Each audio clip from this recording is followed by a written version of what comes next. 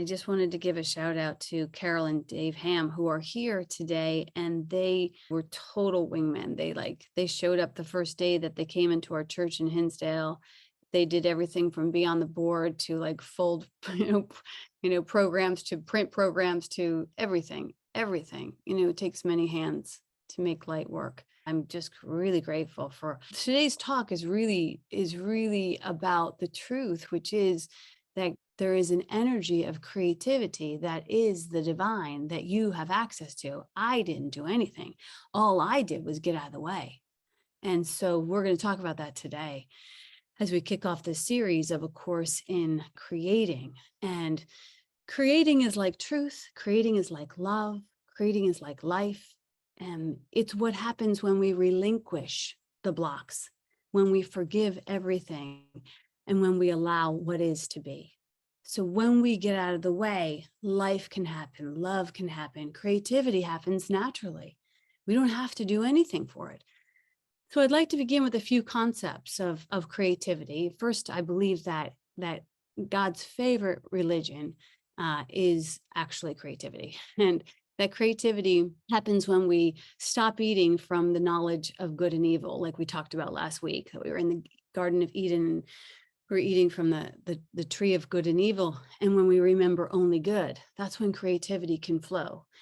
And the awareness of our creativity is how we return to love, that we become aware that we have the ability to create. So concept one, and in no particular order, because there is no order of importance in creating, and it's actually also the first concept, is that creation is simply an expression of love, much like a miracle. Creation extends, and much like a miracle, there are no order of difficulties in creating. One creation is not harder or bigger than another.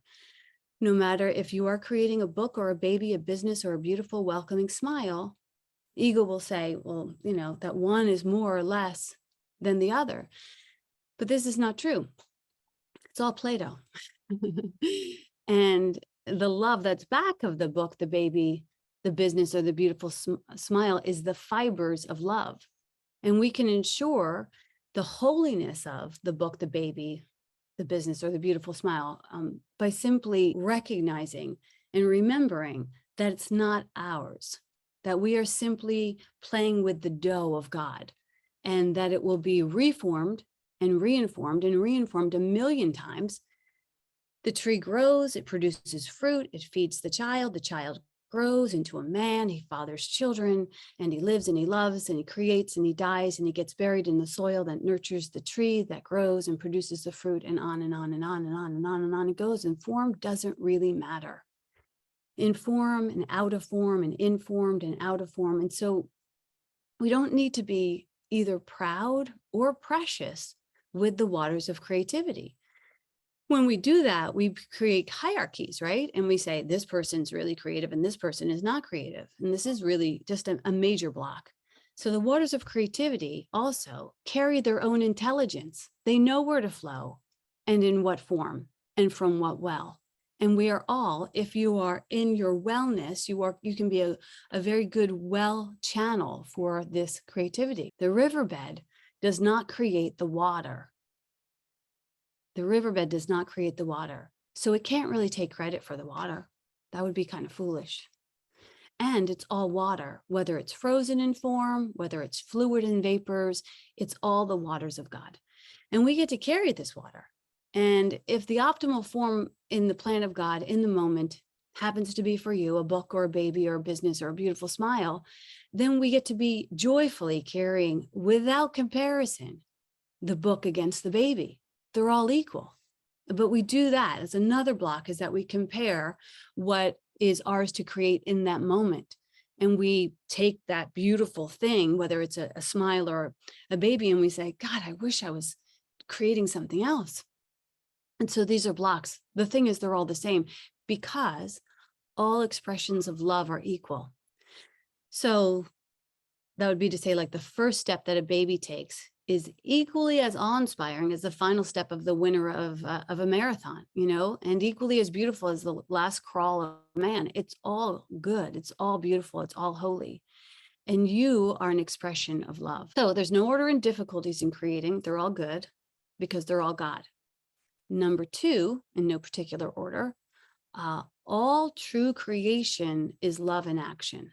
So true creation, not just creation, but true creation means that it's not draped in illusions. It's not carried forward and shared for alternative reasons other than to just give glory to true creation. So in case you're wondering what alternative reasons might be, you might say, well, I'll smile, but only so you'll like me. Or I'll write the book, but only to win friends and influence people. Or I'll give birth to a baby only to give my life some sort of meaning. Or I'll give birth to this baby because it's the next thing to do on the checklist of what you do when you grow older, or I'll create an empire, but only to become rich and famous. And these are just a few examples of the millions of examples of alternative reasons as to what we hang on our creation and then weight it down. And that's where we get stuck and stagnant. But if you do this, you will turn that which is beautiful and holy into a Tower of Babel. And if you don't remember the story of the Tower of Babel, it starts out with this king named Nimrod, and that should tell you everything. And, he decides that he wants to be famous, and he convinces all the people that living in Babylonia that they could be really great if they could build this tower, and that they could make their way all the way to heaven by building this tower.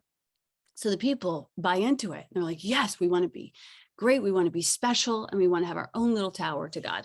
So they get to work building this Tower of Babel, and it's really hard work, but people, they want everyone to know that they made this tower that reaches heaven. So they work really, really, really hard. They're motivated by being better than everyone else. And so in this story, God sees this, the specialness. He says, well, you're getting really special with this. So let's begin to take all of the specialness and similarities away, and we'll make everyone speak different languages. And this will make you humble, because you will start to have to see that everyone is special, that all shapes, that all sizes, that all languages are all special. And you'll have to get along with people that you don't know. And you'll have to actually start to create bridges.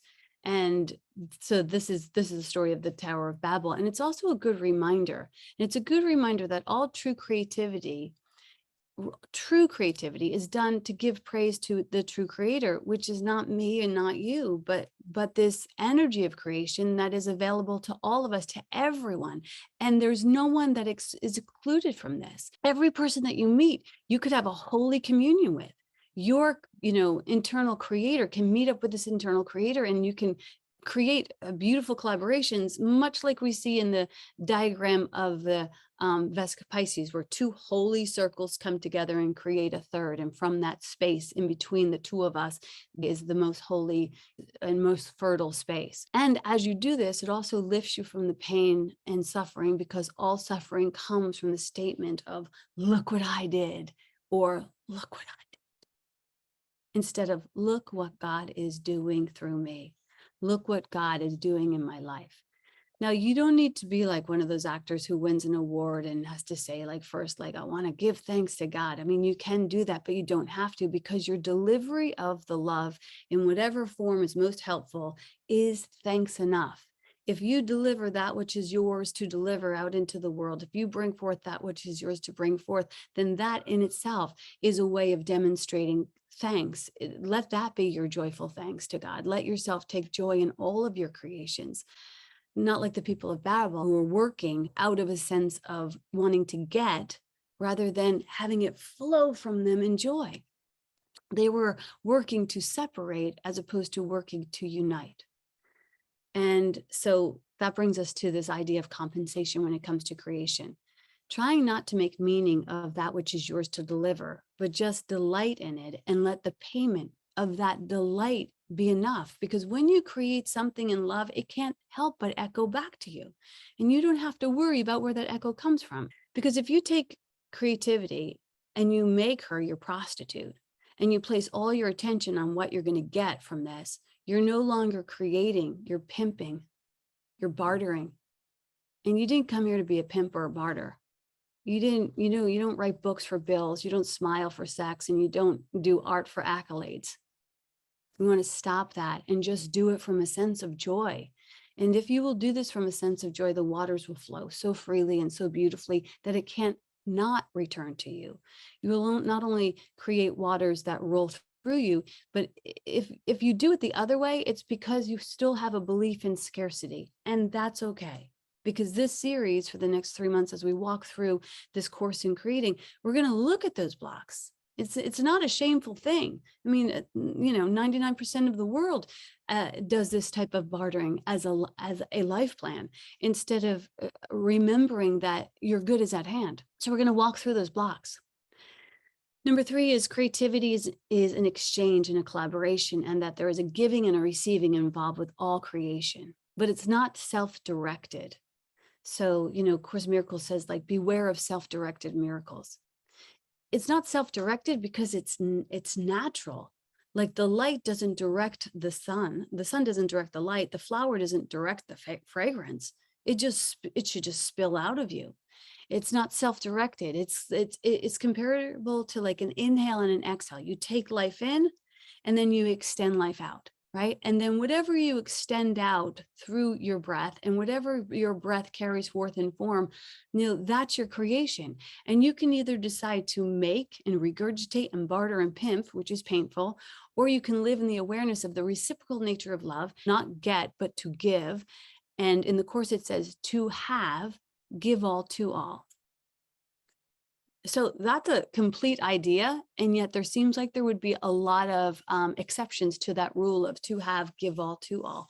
And you might think upon hearing this, that it would not be a very good businessman if you were just, to give all, to have, to give all to all. But again, it's only because we think it's ours.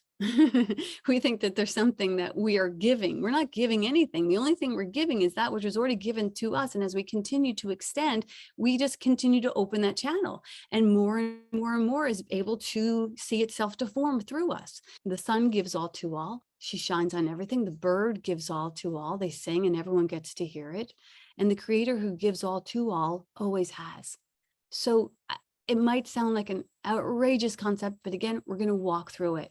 You must try to trust the reciprocal nature of God, because the reciprocal nature of God is one of the most beautiful and underestimated laws of love.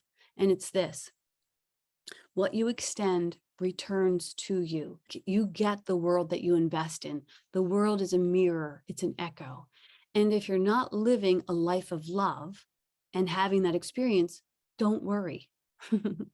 That's kind of a complete teaching on itself. Don't worry. That's it. If you're not living a life of love, don't worry. This is a form of fear that's so destructive. When we worry, it makes us smaller. It shrinks the channel, and it can actually turn a heaven into a hell. So that's a complete concept of a fearful mind. And we want to walk through that in a deeper way during this series. Number 4 is creativity is natural. Everyone is creative. When creativity does not happen, something's gone wrong. You'll notice some of these concepts are like direct reinterpretations from the concepts of what is a miracle. If you're a reader of A Course in Miracles, you'll know that it says a miracle is natural. Everything is a miracle. And when miracles don't happen, something is done wrong. So this is the same with creativity. You might be under the illusion that you're not creative, but that's impossible, because nothing leaves its source.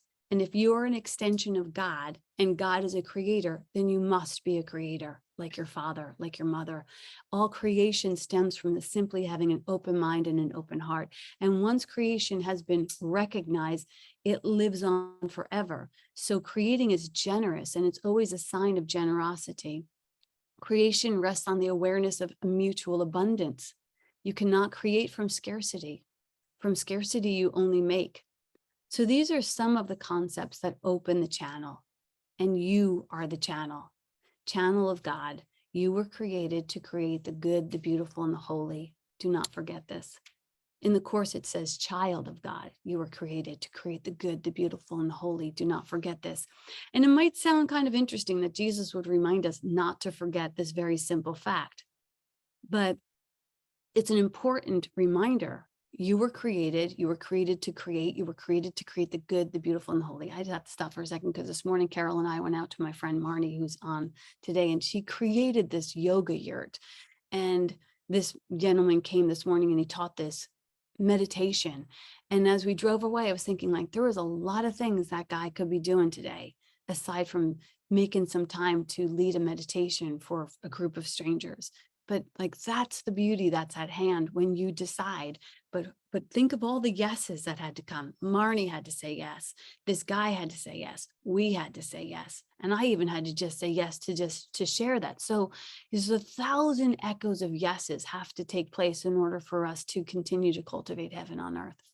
So anyway, this course in creating was essentially created because I forgot. It was created because I forgot.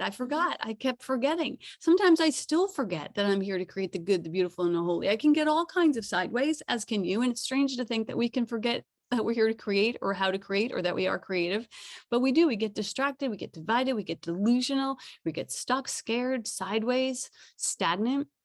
So together, and for the next 3 months, we're going to move through the concepts of creating, and we're going to get more fluid and flesh and more familiar with the aspects of this creative being that we are. And we're going to wake up to the memory that creation is a direct reaction to our remembering God. When I first started to teach it, I have never taught these concepts in this specific way in our community.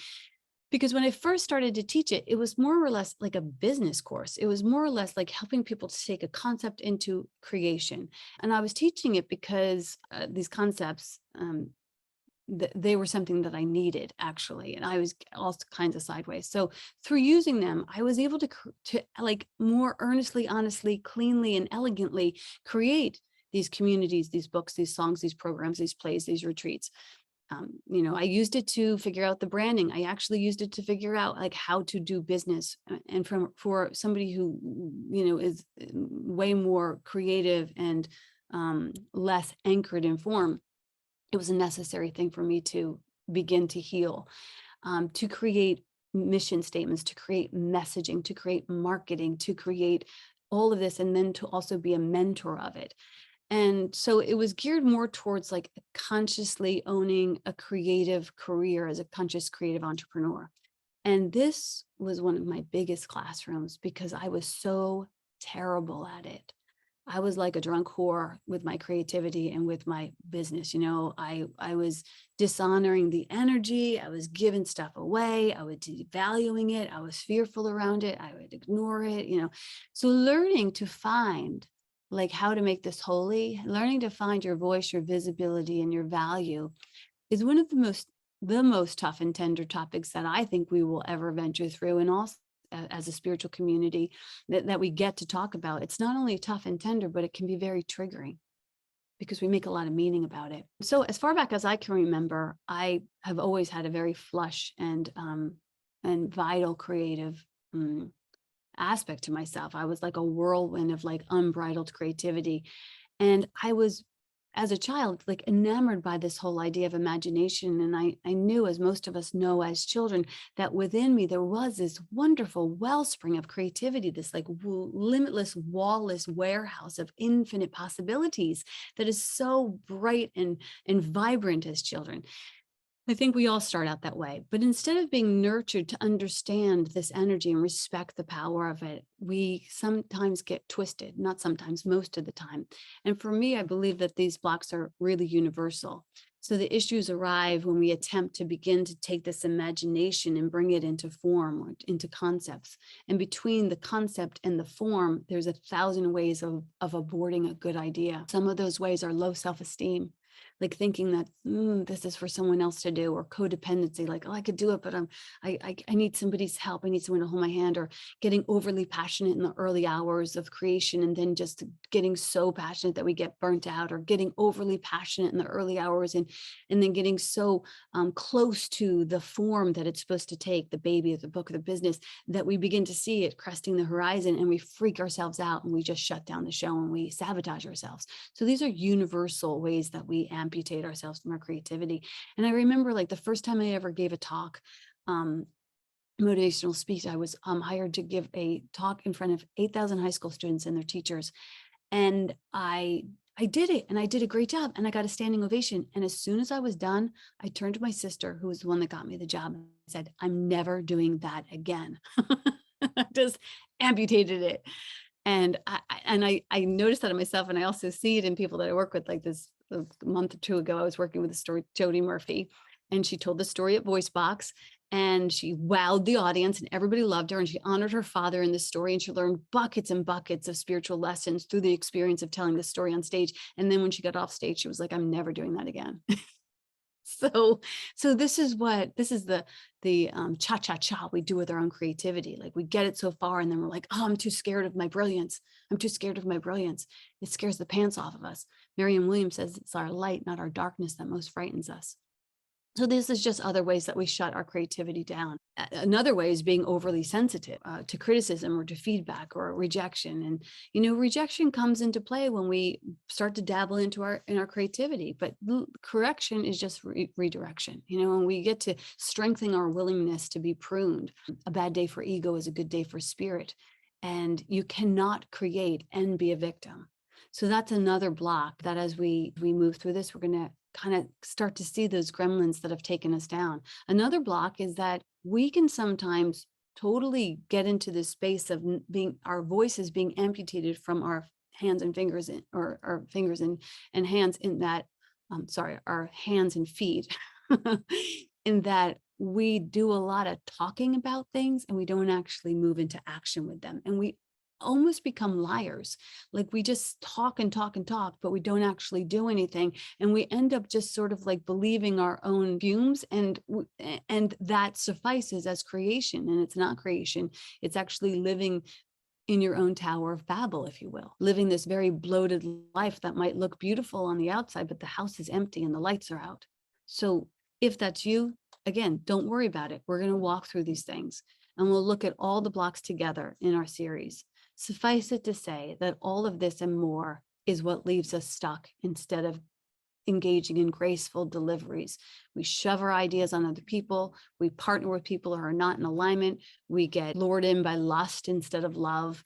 And we get busy fixing people or chasing things that are not ours. We get sick. People use sickness so that they don't have to create. We get angry. We get depressed. We get distracted. We get into dramas, just to name a few of the ways that we relinquish our power of creating the good, the beautiful, and the holy, and the extension of heaven. So we're going to look at all that and look at these blocks and these blind spots, because these unconscious habits create lots of labor and many, many stillbirths. And that's not what we're here for. And I personally have experienced them all, but having studied A Course in Miracles for the past 2 or 3 decades, I know that there is a better way. And I got to figure that other way out because I was in and still continue to be in that whirlwind of creative ideas. And I did not want that which I was, this like fertile creative ideas person, to be the source of suffering for myself. I wanted my creativity to be a source of joy and ease, just like ripe fruit falling off the vine. And I was ready, really ready to experience that authentic healing and holy self-expression.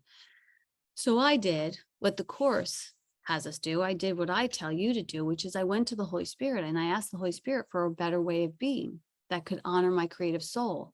And the tools of this course is what I received. And I used these tools with great success. I've many, many, many, many things have I created in an unharmful way, in a joyful way, books and malas and programs and retreats and all sorts of things, that I didn't know how to do before.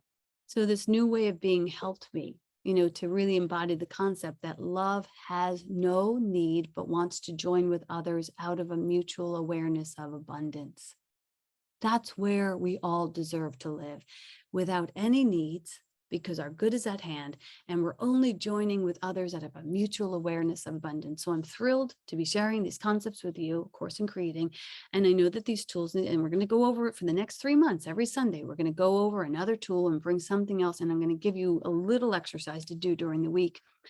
And my invitation is for you to see if you can really come like naked to your inspirations and your creativity, and allow that vulnerable, that intimate connection, that wild, that wet version of yourself, that creative genius within you, commit to fully knowing that during this series, during these conversations, to let your dreams and desires be fully ripened and realized and then released out into the world, and then let them return to you in riches that remind you of the benevolence of your God. So before we close, I'm going to give you one little bit of homework. This is how we begin. And this is from A Course in Miracles. And it says, how do we begin? And it says, the teacher of God is sure about one thing: they do not change at random. So you're going to stay steady. You're going to take this time to really try to stay steady. Seeing this and understanding it's true, he rests content that he is not up for like being hung about and swung out and fickle. He will be told that what his role should be this day and every day. And those who share the role with him will find him, so they can learn the lessons for the day together. And not one is absent whom he needs, and not one is sent without a learning goal already set, one which to be learned that day.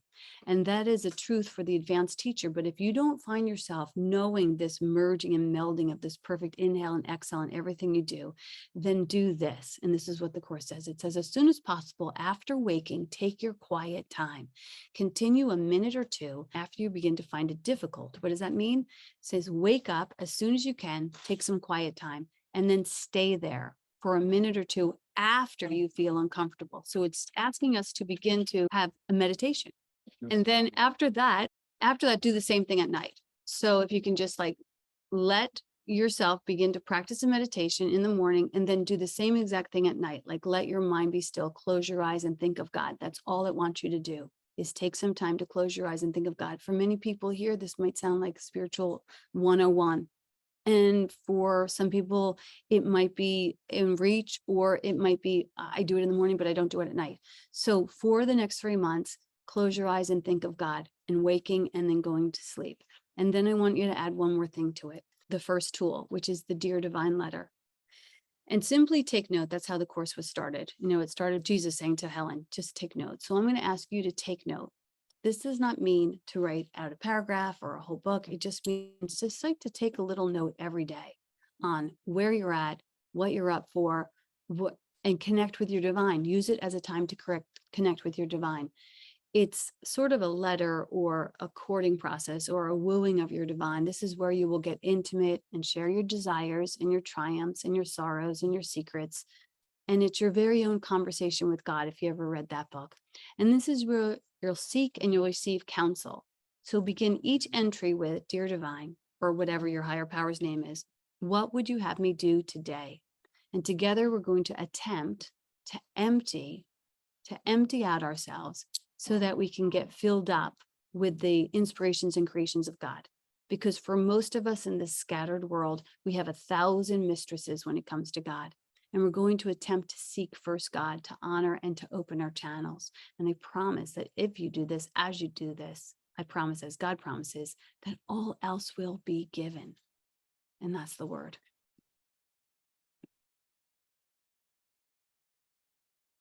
Wow, that was powerful. Very powerful. Thank you. It was. You go, shucks. Hi, I'd like to tell you about our giving statement. Speakeasy is a non-for-profit community, and we exist on the generosity of our community members.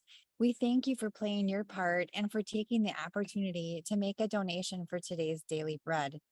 Your generous donations help us bring spiritual leaders, artists, and speakers to Sunday service and keep important conversations going. If you were spiritually fed by today's conversation, I invite you to go within and see what is yours to share. The donation link is in the chat, as well as on our website, speakeasyspiritualcommunity.com. So thank you for your generous support.